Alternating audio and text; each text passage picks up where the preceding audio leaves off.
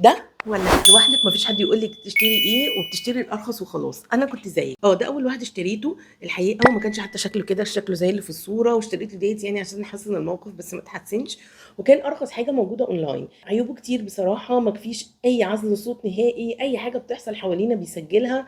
ده مره حتى الغساله في المطبخ خلصت الصوت الاخير دوت وسجلت لها في الفيديو.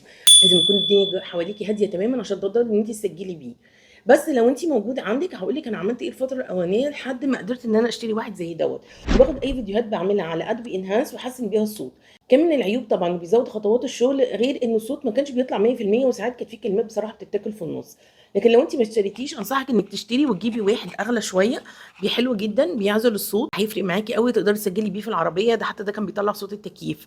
وهتقدري ان انت تسجلي بيه في اي مكان، لان فعلا بجد العزل بتاعه قوي جدا.